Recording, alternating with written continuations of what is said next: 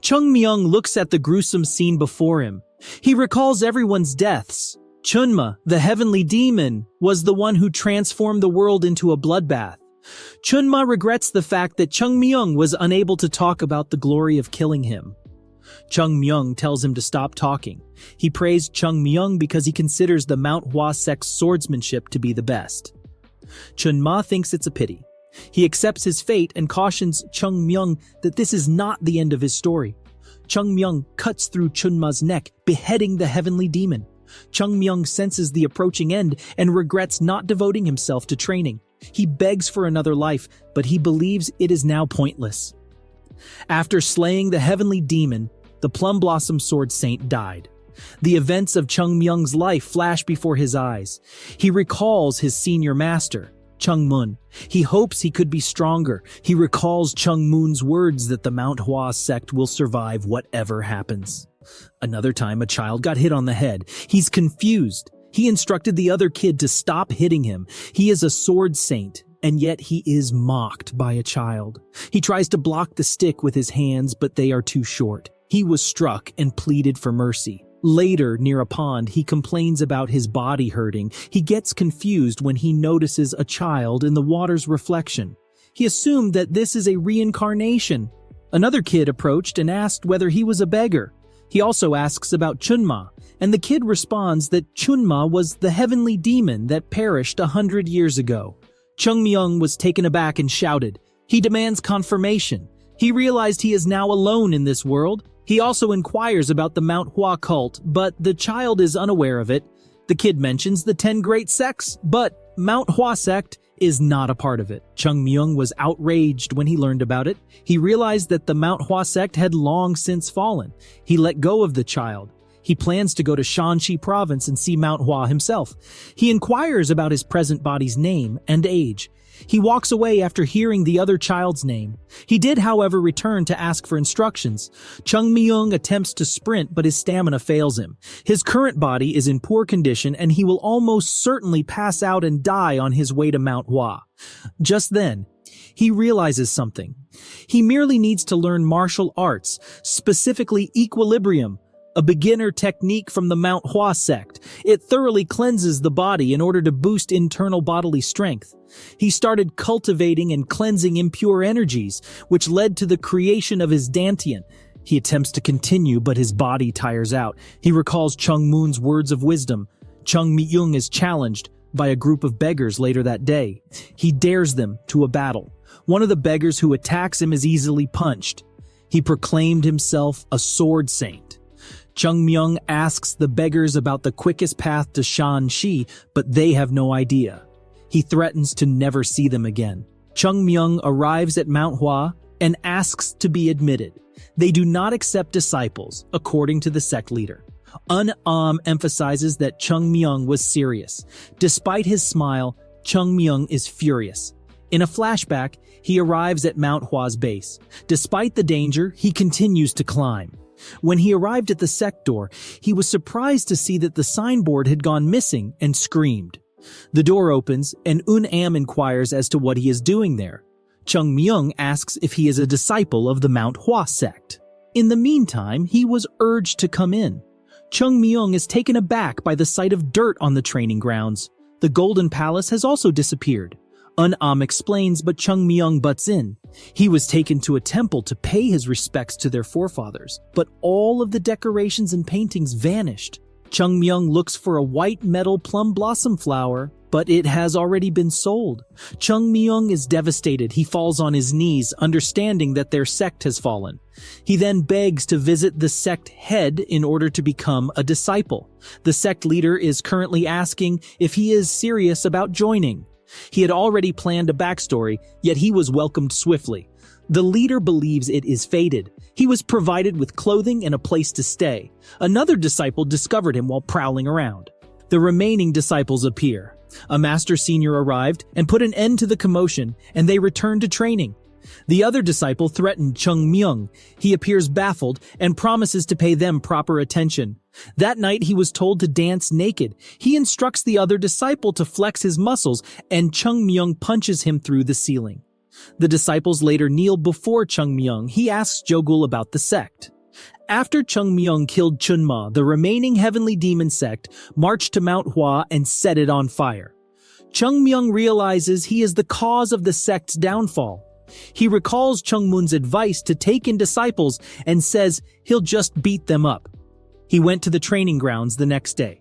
The senior discusses equilibrium, but in Chung Myung's eyes, it is not. He tries to join the training, but discovers that a useless technique is also being taught. That night, Chung Myung asks Jogul for a favor. Jogul is confused but proceeds to do it anyway. Chung Myung plans to help them train. Others are complaining, but the other disciples gather. Chung Myung apologizes and invites them inside the boarding house. After a while, the complainers ran out of the house. Chung Myung comes out and announces that they will train every morning. The sun rose, and the master senior came out, seeing tired disciples on the training grounds. He asks what's happening, but nobody answers. He then noticed Chung Myung lifting weights. After quenching his thirst, Chung Myung explains that they just had a morning exercise. The senior notices that the other disciples are scared of Chung Myung. He scolded the boy and Chung Myung immediately agreed. But Chung Myung asks for 1 month and he will show results. The senior asks why he insists on training. Chung Myung mentions that this can speed up the process. He also mentions that courtesy is the most important aspect when treating his senior disciples. The senior acted impressed and permitted the early morning training to continue. The other disciples desperately ask for help, but Chung Myung disciplines them again. While meditating, Chung Myung realizes that everyone in the sect is weak. That night, Jogul and Eungum talk about their future in the Mount Hua sect. Jogul realized that he didn't push himself to an extent during training before, and Chung Myung made him realize that. They have resolved themselves to be masters.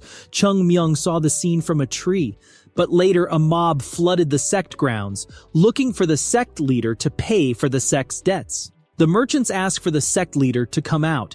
The leader comes out looking sophisticated and tries to act cool. The pavilion owner, Kong, speaks up for the rest of the merchants. They are asking for the Mount Hua sect to pay back within 7 days, or else they'll confiscate the sect's temple.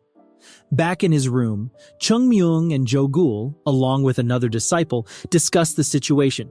Chung Myung hears that Kong is the owner of the Taihua pavilion. Chung Myung snapped because Taihua was originally owned by the sect. Chung Myung asks Jogul to bring out something.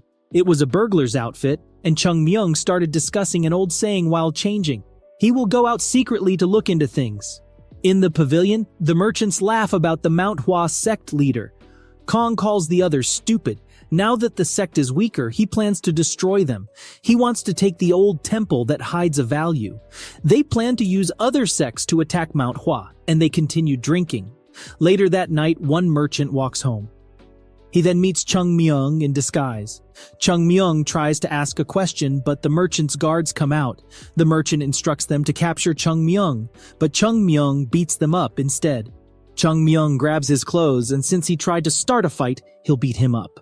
After being beaten up, the merchant tells everything to Chung Myung. The merchant proudly explained his interests, but he got smacked.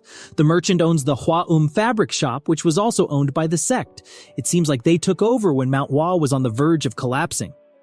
An escort named Jung Bin appears and asks for his identity. He attacks with a sword, and Chung Myung easily defends. Chung Myung got an advantage because of his memories.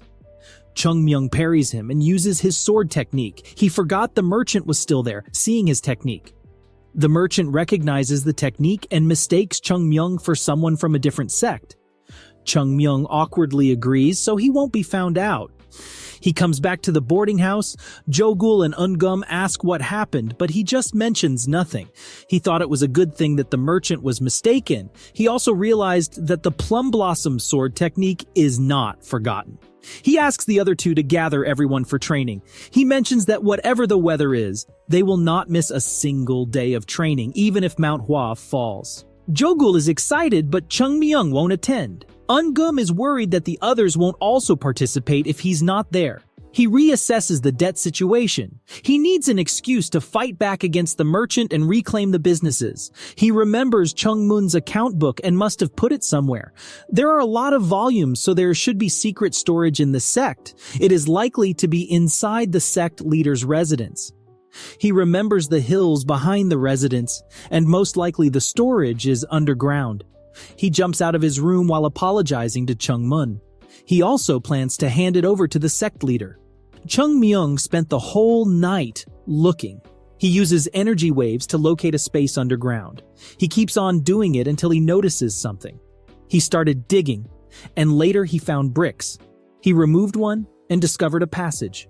He then noticed the sect leader walking by and stopping in front of a door. The leader doesn't do anything. Chung Myung realizes that the leader is also in pain with the Mount Hua sect collapsing. The leader must endure because he is someone the disciples can lean on. The next morning, Chung Myung manages to enter the passage. He tries to open the door, but he fails.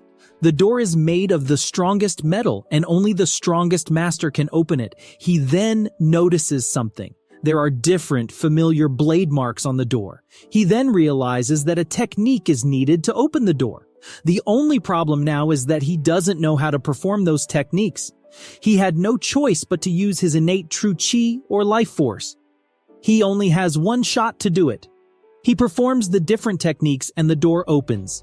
Chung Myung walks in and finds bookshelves. He grabbed a book at random, and it was the account books he was looking for. He stuffs as many books as he can into his clothes. He searched for other items and discovered several secret technique books. He recognizes them as Mount Hua Sect abandoned practices. He is aware of Chung Mun's ambitions. He promises to return the sect to its rightful place and to strengthen it.